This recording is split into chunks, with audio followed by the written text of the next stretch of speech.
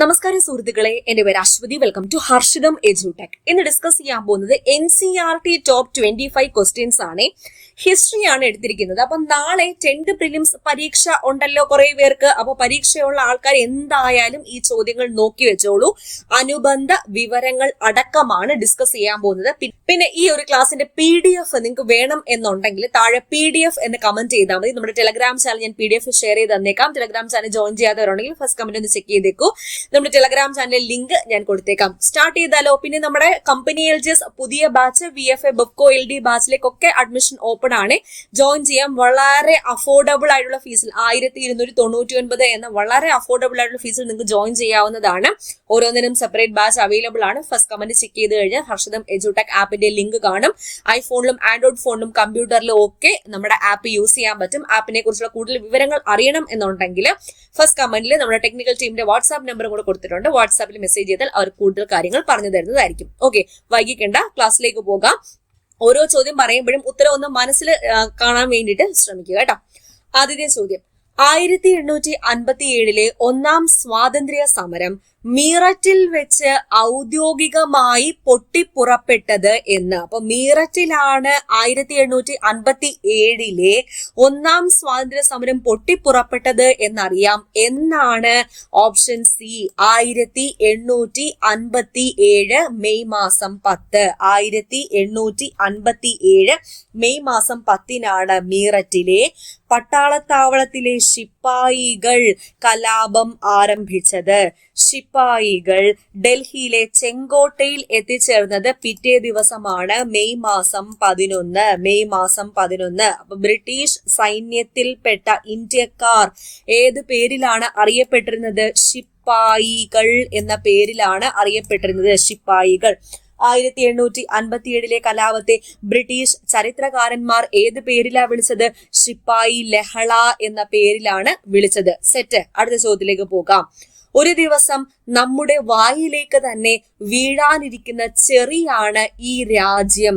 1851 അവധിനെ കുറിച്ച് ഇങ്ങനെ വിശേഷിപ്പിച്ചത് ആരാണ്? ഡൽഹൌസി പ്രഭുവാണ്. ഡൽഹൌസി പ്രഭു. ഇന്ന് എടുത്തിരിക്കുന്ന ചാപ്റ്റേഴ്സ് +2 ഹിസ്റ്ററി 2 ചാപ്റ്റേഴ്സ് ആണ്. 1857 കലാപവുമായി ബന്ധപ്പെട്ട ഒരു ചാപ്റ്ററും ഗാന്ധിജിയും ദേശീയ പ്രസ്ഥാനവുമായി ബന്ധപ്പെട്ട ചാപ്റ്ററും. അപ്പൊ ഈ ചാപ്റ്റേഴ്സിന്റെ ഡീറ്റെയിൽ ആയിട്ടുള്ള ക്ലാസ് നമ്മുടെ ഹർഷിതം എഡ്യൂടെക് ആപ്പിൽ അവൈലബിൾ ആണ്. നിങ്ങൾ എടുത്തിരിക്കുന്ന കോഴ്സിൽ ചെക്ക് ചെയ്താൽ മതി. ഇപ്പൊ കമ്പനി LGS മെയിൻസ് ബാച്ച് എടുത്ത ആൾക്കാരാണെങ്കിലും VFA ബെപ്കോ LD ബാച്ച് ഒക്കെ എടുത്ത, അല്ലെങ്കിൽ LDC ഏത് ബാച്ച് ആയാലും എടുത്ത ആൾക്കാരുണ്ടെങ്കിൽ NCERT ക്ലാസ് എന്ന് പറഞ്ഞ ഫോൾഡർ സെപ്പറേറ്റ് ആയിട്ട് ക്രിയേറ്റ് ചെയ്തിട്ടുണ്ട്. അതിൽ ഹിസ്റ്ററി നോക്കിയാൽ മതി. അതിനകത്ത് ഈ ചാപ്റ്റർ ഞാൻ ഇട്ടിട്ടുണ്ട്. അപ്പൊ ഇപ്പൊ തന്നെ ഈ ചാപ്റ്റർ പോയി പഠിക്കുമല്ലോ. അപ്പൊ ക്വസ്റ്റ്യൻ ആൻസർ പഠിക്കുന്നതോടൊപ്പം തന്നെ ചാപ്റ്ററിലെ വിവരങ്ങളും കൂടി നിങ്ങൾ മാക്സിമം അറിഞ്ഞിരിക്കുക. ഓക്കെ. അപ്പൊ അവധിലെ കലാപവേളയിലാണ് ഇത്തരത്തിൽ ഡൽഹൌസി പ്രഭു പ്രസ്താവന നടത്തിയത്. ഏത് വർഷം? 1851. ഒരു ദിവസം നമ്മുടെ വായിൽ പതിക്കാൻ പോകുന്ന ഒരു cherry, A cherry that will drop into our mouth one day എന്ന് പറഞ്ഞത് ആരാണ്? ഡൽഹൌസി പ്രഭുവാണ്. ഡൽഹൌസിയുടെ പിടിച്ചെടുക്കൽ നയത്തിന്റെ ഫലം അനുഭവിച്ച അനക്സേഷൻ പോളിസിയുടെ ഫലം അനുഭവിച്ച നാട്ടുരാജ്യം ഏതാണ്? അവധാണ്. അവധ് അറിയപ്പെട്ടിരുന്നത് ഏത് പേരിലാണ്? ബംഗാൾ സൈന്യത്തിന്റെ നഴ്സറി. ശ്രദ്ധിക്കുക, ബംഗാൾ സൈന്യത്തിന്റെ നഴ്സറി എന്നറിയപ്പെട്ടിരുന്ന പ്രദേശം ഏതാണ്? അവധാണ്.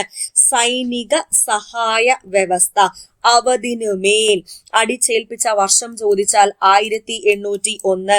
അവധ് രാജ്യം ഔപചാരികമായി ബ്രിട്ടീഷ് സാമ്രാജ്യത്തോട് കൂട്ടിച്ചേർക്കപ്പെട്ട വർഷം ചോദിച്ചാൽ 1856. സെറ്റല്ലേ? അടുത്ത ചോദ്യത്തിലേക്ക് പോകാം.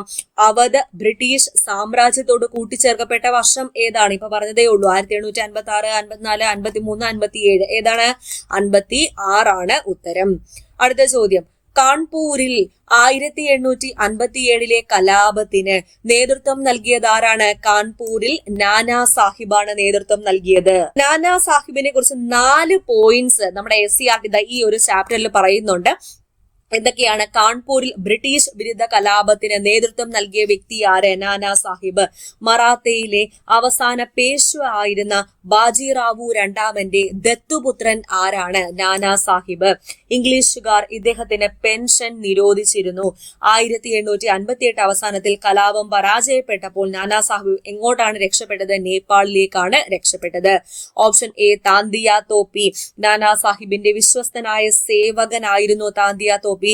ബ്രിട്ടീഷ് വിരുദ്ധ കലാപത്തിന്റെ മുന്നണി പോരാളിയായിരുന്നു താന്തിയ തോപ്പി. ഒളിപ്പോരിലും ഗറുല്ല യുദ്ധമുറയിലും വിദഗ്ധനായിരുന്നു താന്തിയ തോപ്പി. ഝാൻസിയിൽ റാണി ലക്ഷ്മിഭായിയെ സഹായിച്ച വ്യക്തി ആരാണെന്ന് ചോദിച്ചാൽ താന്തിയ തോപ്പിയാണ്. താന്തിയ തോപ്പി. Option C Begum Hazrat Mahal. ലക്നൗ, അവധ്, ആഗ്ര. എങ്ങനെ ഓർക്കാം? ലക്കിന് അവധി കിട്ടിയപ്പോൾ ആഗ്രയിൽ പോയി. ലക്കിന് ലക്നൗ, അവധി അവധ്, ആഗ്ര ആഗ്ര.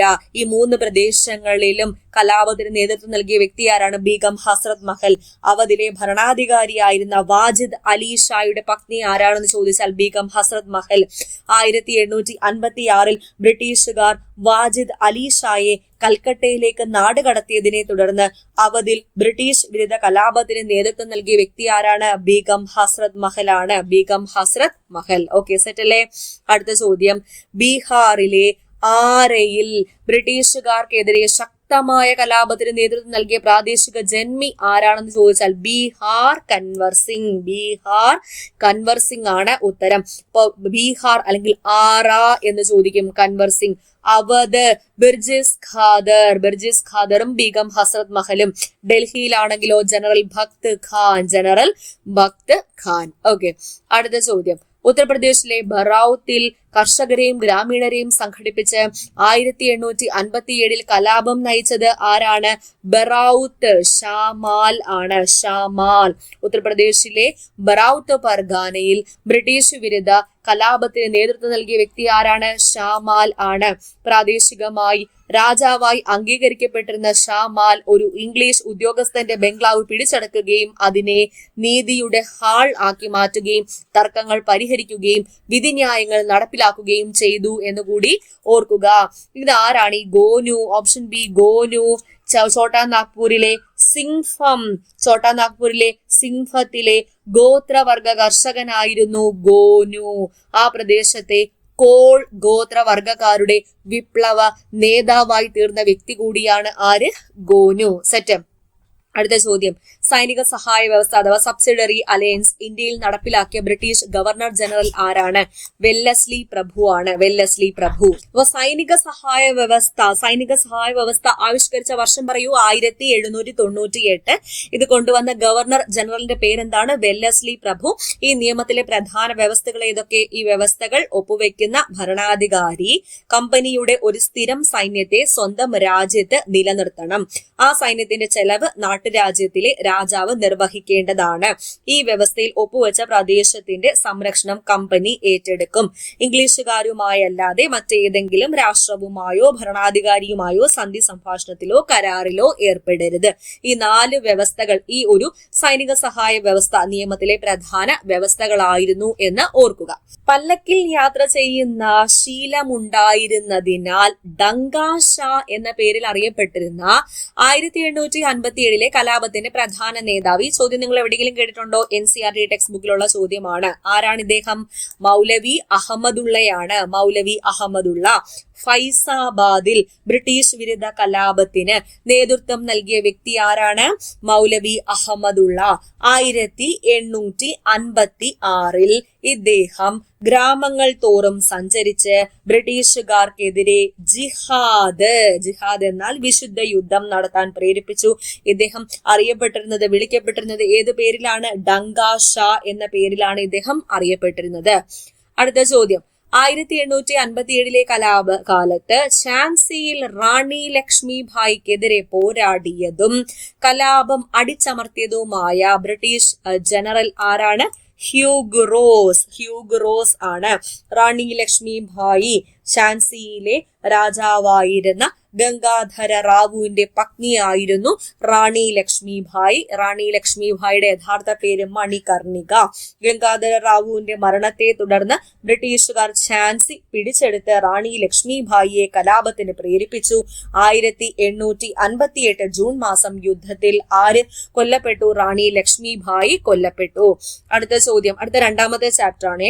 അടുത്ത ചാപ്റ്റർ ആണ് മഹാത്മാഗാന്ധിയും ദേശീയവാദ പ്രസ്ഥാനവും എന്ന ചാപ്റ്ററിൽ നിന്നുള്ള ചോദ്യങ്ങളാണ്. ദക്ഷിണാഫ്രിക്കയിലെ ജീവിതത്തിന് ശേഷം മഹാത്മാഗാന്ധി ഇന്ത്യയിൽ തിരിച്ചെത്തിയ വർഷം 1915 ജനുവരി മാസമാണ്. 1915 ഗാന്ധിജി ഇന്ത്യയിൽ നടത്തിയ ആദ്യത്തെ സത്യാഗ്രഹ സമരം ഏതാണ്? ചമ്പാരൻ സത്യാഗ്രഹമാണ്. ചമ്പാരൻ സത്യാഗ്രഹം. അപ്പോ ഇന്ത്യയിലെ ഗാന്ധിജിയുടെ ആദ്യത്തെ സത്യാഗ്രഹ പരീക്ഷണം ചോദിച്ചാൽ ചമ്പാരൻ സത്യാഗ്രഹം നടന്ന വർഷം 1917. 1917 കർഷകർക്ക് പാട്ടവ്യവസ്ഥയിൽ സംരക്ഷണം ഉറപ്പാക്കുന്നതിനും അവർ ഇഷ്ടാനുസരണം തിരഞ്ഞെടുക്കുന്ന വിളകൾ കൃഷി ചെയ്യുന്നതിനുമുള്ള സ്വാതന്ത്ര്യത്തിനും വേണ്ടി ഏതാണ്ട് 1917 മുഴുവനും ഗാന്ധിജി ചമ്പാരനിൽ ചെലവഴിച്ചു. ഇനി ഗാന്ധിജിയെ ഒരു ദേശീയ നേതാവാക്കി മാറ്റിയ സത്യാഗ്രഹം ഏതാ? റൗലറ്റ് സത്യാഗ്രഹമാണ്. അതായത് റൗലറ്റ് നിയമത്തിനെതിരെയുള്ള പ്രതിഷേധങ്ങളിൽ ഏറ്റവും ശക്തമായതായിരുന്നു 1919 ജാലിയൻ വാലാബാഗ് ദുരന്തം എന്നുകൂടി ഓർക്കുക. അടുത്ത ചോദ്യം, നീലം കർഷകരുടെ പ്രശ്നങ്ങൾ പഠിക്കാൻ ഗാന്ധിജിയെ ചമ്പാരനിലേക്ക് ക്ഷണിച്ച വ്യക്തി ആരാണ്? രാജ്കുമാർ ശുക്ല. ജാലിയൻ വാലാബാഗ് കൂട്ടക്കൊല നടന്നത് എന്ന് ഏപ്രിൽ മാസം 1919 ഏപ്രിൽ മാസം 13-ാം തീയതി. 1919 ഏപ്രിൽ മാസം 13 ദേശീയ നേതാക്കന്മാരായിരുന്ന ഡോക്ടർ സെയ്ഫുദ്ദീൻ കിച്ലു, ഡോക്ടർ സത്യപാൽ എന്നിവരെ അകാരണമായി അറസ്റ്റ് ചെയ്തതിൽ പ്രതിഷേധിക്കാൻ വേണ്ടി 1919 ഏപ്രിൽ മാസം 13 വലിയൊരു ജനക്കൂട്ടം പഞ്ചാബിലെ അമൃത്സറിൽ തടിച്ചുകൂടി. അമൃത്സറിലെ പട്ടാള മേധാവിയായിരുന്ന ജനറൽ ഡയർ വൻ സൈന്യവുമായി വന്ന് നിരായുധരായ ഈ ജനക്കൂട്ടത്തിന് നേരെ നിറയൊഴിക്കുകയും ദേശീയവാദികളുടെ യോഗത്തിന് നേരെ ഒരു ബ്രിട്ടീഷ് ബ്രിഗേഡർ വെടിവെക്കാൻ ഉത്തരവിട്ടതിലൂടെ രക്തരൂക്ഷിതമായി അത് കലാക്ഷിക്കുകയും ചെയ്തു. ഇതിൽ 400-ലേറെ പേർ കൊല്ലപ്പെടുകയും നിരവധി ആൾക്കാർക്ക് പരിക്കേൽക്കുകയും ചെയ്തു. അടുത്ത ചോദ്യം, ഏത് സംഭവത്തെ തുടർന്നാണ് ഗാന്ധിജി നിസ്സഹരണ പ്രസ്ഥാനം നിർത്തിവെച്ചത്? ചൗരി ചൗര സംഭവത്തെ തുടർന്നാണ് ഗാന്ധിജി നിസ്സഹരണ പ്രസ്ഥാനം നിർത്തിവെച്ചത്. എന്താണ് ഈ ചൗരി ചൗര സംഭവം? 1922 ഫെബ്രുവരി മാസം അരങ്ങേറിയ സംഭവമാണ്. ഉത്തർപ്രദേശിലെ ഖൊരഗ്പൂർ ജില്ലയിലെ ചൗരി ചൗര ഗ്രാമത്തിൽ അക്രമാസക്തരായ ജനക്കൂട്ടം അവിടുത്തെ പോലീസ് സ്റ്റേഷന് തീവെക്കുകയും പോലീസ് ഉദ്യോഗസ്ഥർ തൽക്ഷണം വെന്തുമരിക്കുകയും ചെയ്ത സംഭവമാണ് ചൗരി ചൗര സംഭവം.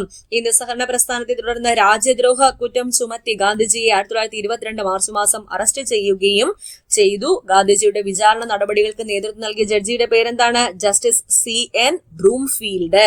അടുത്ത ചോദ്യം, ഉപ്പു സത്യാഗ്രഹവുമായി ബന്ധപ്പെട്ട് ദണ്ഡി യാത്ര ആരംഭിച്ചത് എവിടെ നിന്ന്? സബർമതി ആശ്രമത്തിൽ നിന്ന്. 1929 കോൺഗ്രസിന്റെ വാർഷിക സമ്മേളനം ലാഹോറിൽ നടന്നു. അധ്യക്ഷത വഹിച്ചത് ജവഹർലാൽ നെഹ്റു. ഈ സമ്മേളനത്തിലാണ് 2 കാര്യങ്ങൾ ശ്രദ്ധേയമായിരുന്നത്. ജവഹർലാൽ നെഹ്റുവിനെ കോൺഗ്രസിന്റെ പ്രസിഡന്റായി തെരഞ്ഞെടുത്തുകൊണ്ട് കോൺഗ്രസ് നേതൃത്വത്തിന്റെ ചെങ്കോൽ യുവതലമുറയിലേക്ക് കൈമാറുന്നതിനെ സൂചിപ്പിച്ചു. കൂടാതെ പൂർണ്ണ സ്വരാജ് അഥവാ പൂർണ്ണ സ്വാതന്ത്ര്യത്തോടുള്ള പ്രതിജ്ഞാബദ്ധതയുടെ പ്രഖ്യാപനവും ഈ ഒരു സമ്മേളനത്തിൽ നടന്നു. ഗാന്ധിജി ആരംഭിച്ച രണ്ടാമത്തെ പ്രധാന സമരപരിപാടി ഏതാണ്? 1930 സിവിൽ നിയമലംഘന പ്രസ്ഥാനവും അതിന്റെ ഭാഗമായി ആരംഭിച്ച ഉപ്പു സത്യാഗ്രഹവും. ഗാന്ധിജി ദണ്ഡിയാത്ര ആരംഭിച്ചത് 1930 മാർച്ച് മാസം 12 സബർമതി ആശ്രമത്തിൽ നിന്നും ആരംഭിച്ച ഈ യാത്ര ദണ്ഡി കടപ്പുറത്ത് എത്തിച്ചേർന്നത് എന്നാണ്? 1930 ഏപ്രിൽ മാസം 6. അടുത്ത ചോദ്യം, ഗാന്ധി ഇർവിൻ ഉടമ്പടി അല്ലെങ്കിൽ സന്ധി ഒപ്പുവെച്ച വർഷം 1931. ക്വിറ്റ് ഇന്ത്യ പ്രമേയം പാസാക്കിയ കോൺഗ്രസ് സമ്മേളനം നടന്നത് എവിടെയാണ്? ബോംബെയിലാണ്. പ്രവർത്തിക്കുക അല്ലെങ്കിൽ മരിക്കുക, ഡു ഓർ ഡൈ എന്ന് ഗാന്ധിജി ആഹ്വാനം ചെയ്തത് ഏത് സമരവുമായി ബന്ധപ്പെട്ട്? ക്വിറ്റ് ഇന്ത്യ സമരവുമായി ബന്ധപ്പെട്ട്. പൂർണ്ണ സ്വരാജ് പ്രമേയം പാസാക്കിയ 1929 ലാഹോർ കോൺഗ്രസ് സമ്മേളനത്തിന്റെ അധ്യക്ഷൻ ആരായിരുന്നു? ജവഹർലാൽ നെഹ്റു. രണ്ടാം വട്ടമേശ സമ്മേളനത്തിൽ ഇന്ത്യൻ നാഷണൽ കോൺഗ്രസിനെ പ്രതിനിധീകരിച്ച് പങ്കെടുത്ത വ്യക്തി ആരാണ്? ഗാന്ധിജിയാണ്. ഗാന്ധിജി. അടുത്ത പ്രസ്താവന രീതിയിലുള്ള 5 ചോദ്യങ്ങൾ ഉൾപ്പെടുത്തിയിട്ടുണ്ട്. ആദ്യത്തെ ചാപ്റ്ററിൽ നിന്നുള്ള ചോദ്യം തന്നെ പറയുന്നുണ്ട്, 1857 കലാപത്തിന്റെ കാരണങ്ങളുമായി ബന്ധപ്പെട്ട് താഴെ പറയുന്ന പ്രസ്താവനകൾ പരിശോധിക്കുക. നോക്കിക്കേ, 3 പ്രസ്താവനകൾ തന്നിട്ടുണ്ട്. ഡൽഹൌസി പ്രഭുവാണ് സൈനിക സഹായ വ്യവസ്ഥ നടപ്പിലാക്കിയത്. തെറ്റാണ്. വെല്ലസ്ലി പ്രഭു. ദുർഭരണം ആരോപിച്ച് 1856 ബ്രിട്ടീഷുകാർ അവധ് പിടിച്ചെടുത്തു. ശരി. എൻഫീൽഡ് റൈഫിളുകളിൽ പന്നിയുടെയും പശുവിന്റെയും നെയ് പുരട്ടിയ തിരകൾ ഉപയോഗിക്കാൻ നിർബന്ധിച്ചതാണ് കലാപത്തിന് പെട്ടെന്നുണ്ടായ കാരണം. ശരിയാണ്. 2ഉം 3ഉം ശരിയാണ്. ആദ്യത്തെ പ്രസ്താവന തെറ്റി. എന്തുകൊണ്ടാ? വെല്ലസ്ലി പ്രഭുവാണ് സൈനിക സഹായ വ്യവസ്ഥ നടപ്പിലാക്കിയത്. അടുത്ത ചോദ്യം, 1857 കലാപത്തിലെ നേതാക്കളെ കുറിച്ചുള്ള പ്രസ്താവനകൾ പരിശോധിക്കുക. ലക്നൌവിൽ നേതൃത്വം നൽകിയത് ബീഗം ഹസ്രത് മഹൽ. ശരി. പേഷ്വ ബാജിറാവു രണ്ടാമന്റെ ദത്തുപുത്രനായിരുന്നു നാനാ സാഹിബ്. ശരി. റാണി ലക്ഷ്മിഭായെ പരാജയപ്പെടുത്തിയ ബ്രിട്ടീഷ് ജനറൽ ഹ്യൂഗ് റോസ്. ശരി. തന്നിരിക്കുന്ന 3 പ്രസ്താവനകളും ശരിയാണ്. 1ഉം 2ഉം 3ഉം ശരിയാണ്. നിസ്സഹരണ പ്രസ്ഥാനവുമായി ബന്ധപ്പെട്ട പ്രസ്താവനകൾ വിലയിരുത്തുക. 1920 ഗാന്ധിജി നിസ്സഹരണ പ്രസ്ഥാനം ആരംഭിച്ചത്. ശരിയാണ്. ജാലിയൻ വാലാബാഗ് കൂട്ടക്കൊലയെ തുടർന്നാണ് പ്രസ്ഥാനം പൂർണ്ണമായി നിർത്തിവെക്കാൻ ഗാന്ധിജി തീരുമാനിച്ചത്. അല്ല, ചൗരി ചൗര സംഭവത്തെ തുടർന്ന്. ഖിലാഫത്ത് പ്രസ്ഥാനത്തെ നിസ്സഹരണ പ്രസ്ഥാനവുമായി കോൺഗ്രസ് സംയോജിപ്പിച്ചിരുന്നു. ശരിയാ. അപ്പൊ 1ഉം 3ഉം ശരിയാണ്. രണ്ടാമത്തെ എന്തുകൊണ്ട് തെറ്റിപ്പോയി? ചൗരി ചൗര സംഭവത്തെ തുടർന്നാണ് സമരം നിർത്തിവെച്ചത്. അടുത്ത ചോദ്യം, ദണ്ഡി യാത്ര അല്ലെങ്കിൽ ഉപ്പ് സത്യാഗ്രഹവുമായി ബന്ധപ്പെട്ട പ്രസ്താവനകളിൽ ശരിയായവ കണ്ടെത്തുക. 1930 മാർച്ച് 12 സബർമതി ആശ്രമത്തിൽ നിന്നും ദണ്ഡി യാത്ര ആരംഭിച്ചത്. ശരി. യാത്രയിൽ ഗാന്ധിജിയോടൊപ്പം 78 അനുയായികൾ ഉണ്ടായിരുന്നു. ശരി. ഇർവിൻ പ്രഭു ആയിരുന്നു ഈ സമയത്തെ വൈസ്രോയ്. ശരി. തന്നിരിക്കുന്ന 3ഉം ശരിയാണ്. ലാസ്റ്റ് ക്വസ്റ്റ്യൻ, ക്വിറ്റ് ഇന്ത്യ സമരത്തെ കുറിച്ചുള്ള പ്രസ്താവനകൾ പരിശോധിക്കുക. 1942 ഓഗസ്റ്റിൽ നടന്ന കോൺഗ്രസിന്റെ കൽക്കട്ട സമ്മേളനത്തിലാണ് ക്വിറ്റ് ഇന്ത്യ പ്രമേയം പാസാക്കിയത്. തെറ്റാണ്. ബോംബെ സമ്മേളനം. ഡു ഓർ ഡൈ ഗാന്ധിജിയുടെ ആഹ്വാനം ഏത് സമരവുമായി ബന്ധപ്പെട്ടതാണ്? Quit India. ശരി.